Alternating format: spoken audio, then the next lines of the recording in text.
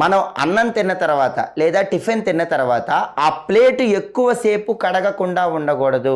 ప్లేట్లు ఎక్కువసేపు కడగకుండా ఉంచితే కూడా లక్ష్మీదేవి కరుణ తగ్గిపోతూ ఉంటుంది.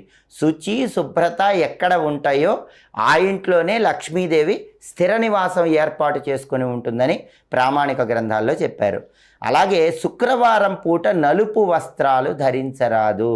లక్ష్మీదేవికి తెలుపు అంటే చాలా ఇష్టం. క్షీరసాగర మథనంలో పాలసముద్రం నుంచి వచ్చింది. శుక్రవారం పూట ఎవరైతే తెలుపు వస్త్రాలు ధరిస్తారో వాళ్ళని లక్ష్మీదేవి తొందరగా అనుగ్రహిస్తుంది.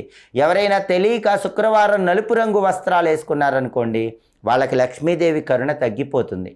అలాగే ఎట్టి పరిస్థితుల్లో ఇంట్లో ఉత్తర దిక్కులో నలుపు రంగు వస్తువులు ఉండకూడదు. ఉత్తరం అంటే అది కుబేరుడికి సంబంధించినటువంటి దిక్కు, ధనానికి సంబంధించిన దిక్కు.